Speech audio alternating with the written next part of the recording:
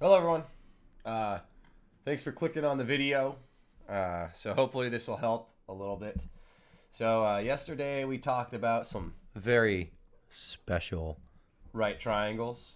45, 45, 90 degree triangles, as well as 30, 60, 90 triangles that have all these fantastic properties. Yay, Yahoo. Okay, so we'll touch on those a little bit. I want to talk about some vocab first.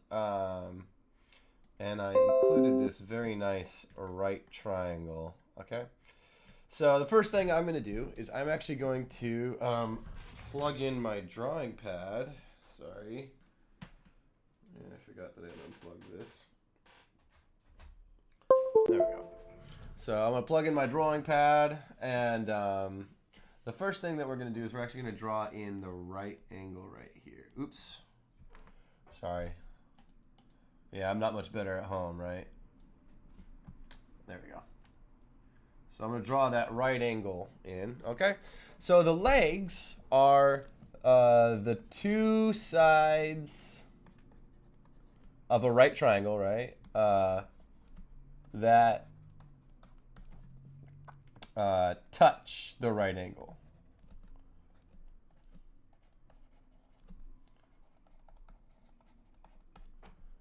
Now, the real word that I should be using here is are adjacent to. So adjacent means ADJACENT, but adjacent really just means like to touch or to be next to, right? So if you're sitting next to somebody, you're adjacent to them, right? The hypotenuse I'll do in red as I usually do. Uh, the hypotenuse is the side, the longest side, I should say. So I'll put that in parentheses.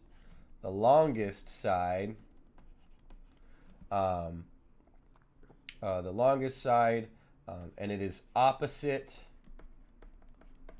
to the right angle.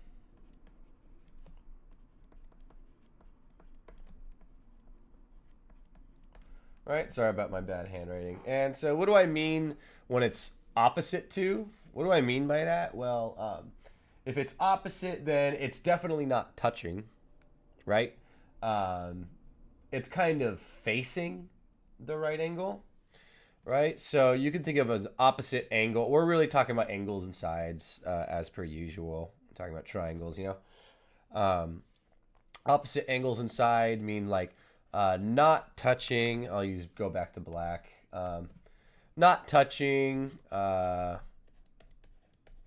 You might think of it as being like across from, right? So if we think about the hypotenuse, we can see that the right angle not only is the red side, our hypotenuse, not only is that not touching the right angle, right? It's you can kind of think of it as being across from, or that this is the side that is sort of created by the angle. Okay.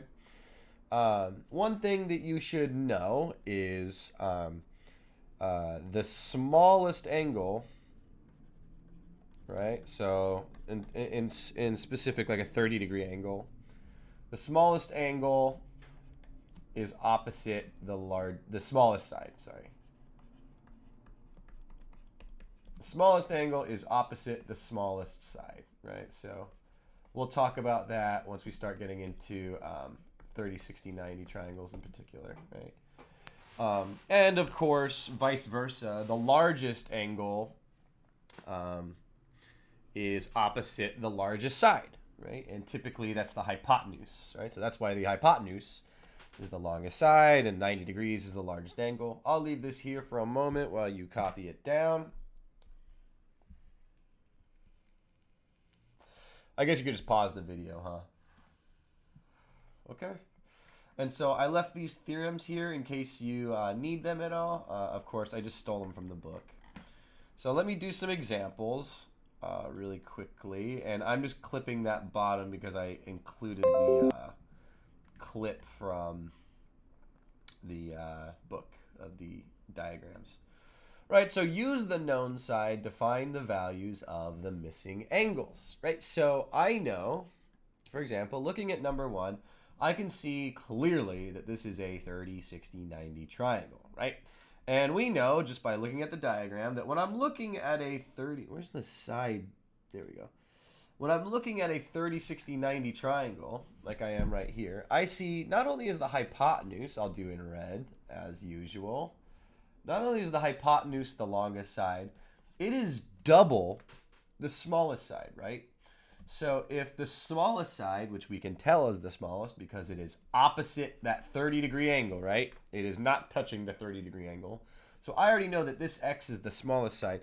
Our hypotenuse is twice as large as that, okay? So going back to number 1, let's see if I can click and drag. There we go. Going back to number 1, let me decrease my brush size.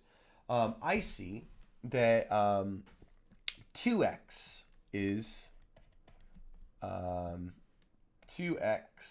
20, right? 2x is 20. Okay? And so, well, what does that mean?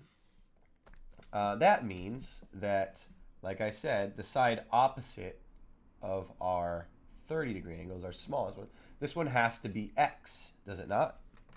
And, well, if 2x is 20, some very almost insultingly simple algebra will yield that x has to be 10, right? If 2x is 20, then, of course, x has to be 10.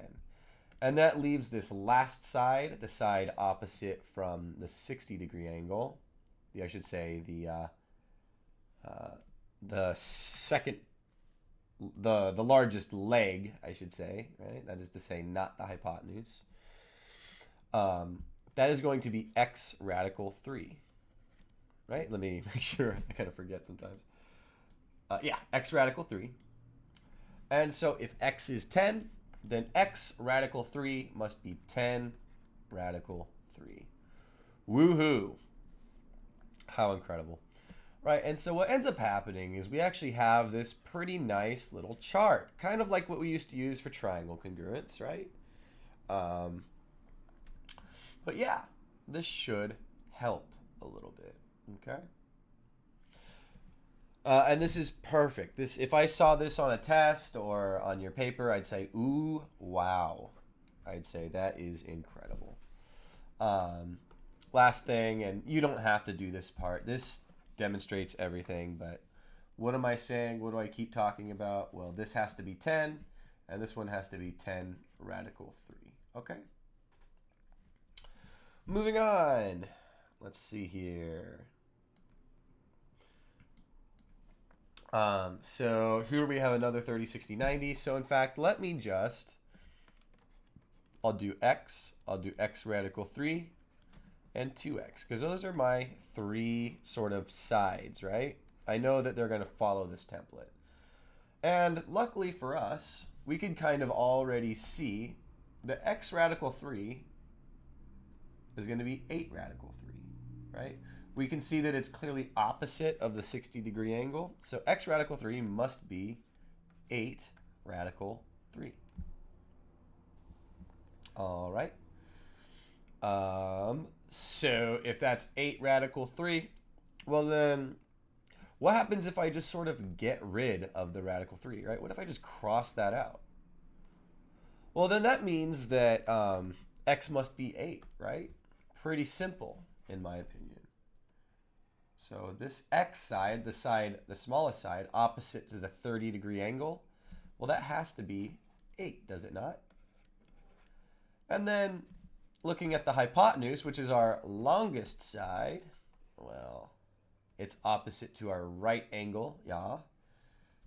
Well, if this is 8, then I know my red side has to be twice as large as my blue side, right? It's twice the length.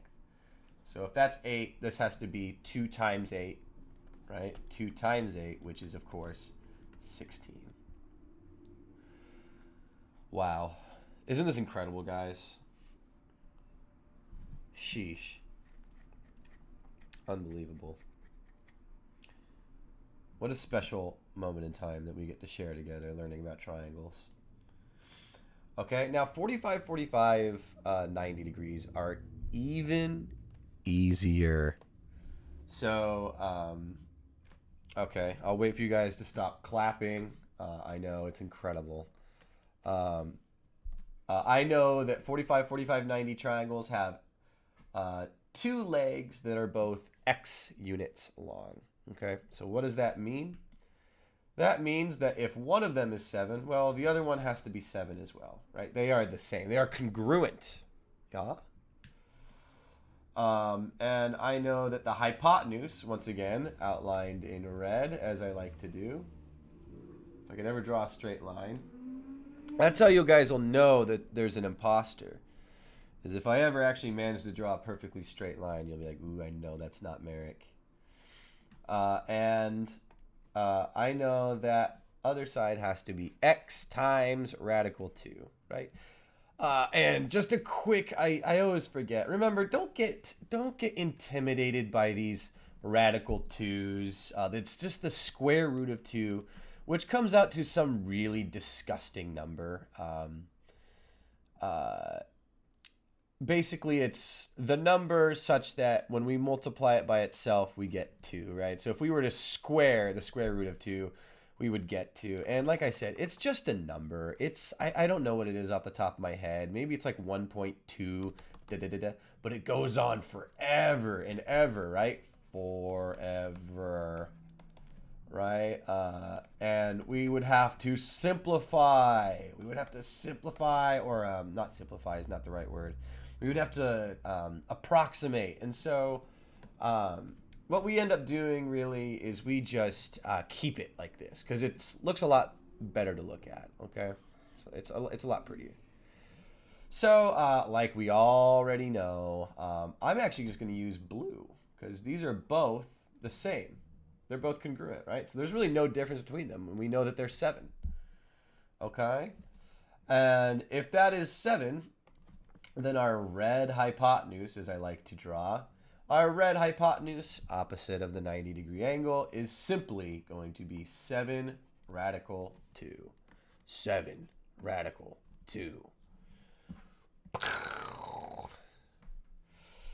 You guys hear that? It's the sound of your mind blowing to smithereens over the brilliant light of math.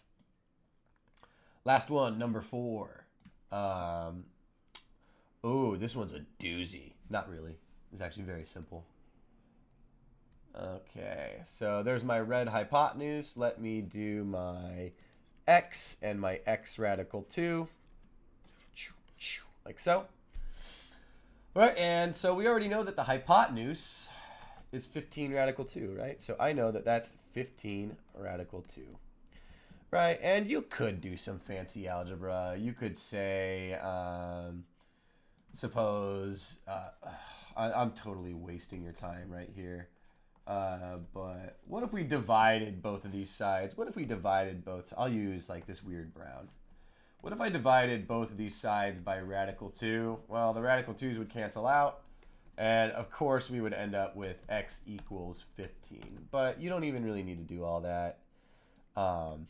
One thing that we can do is we can just sort of cross out that radical 2, and we get, wow, x equals 15. What a miracle.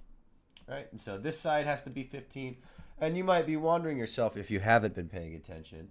Whoa, Merrick, that's cool, but what is this side? Well, of course, we're dealing with a 45, 45, 90 triangle. Therefore, the 2 legs are congruent. Say it with me. The 2 legs are congruent. That is to say, they are the same. They're both 15 in this case.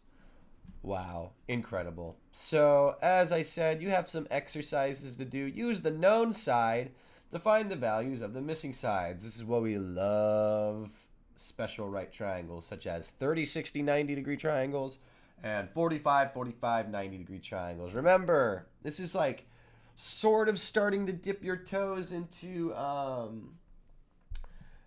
what we call trigonometry, talking about the unit circle, and maybe this will even help you do a little bit of calculus if you ever make it that far in math, which I hope you all do. But as always, please let me know if you have any questions. I hope your day is going well. And yeah, shoot me a message on Teams. Make sure you get your work done, all right? Don't bug the sub.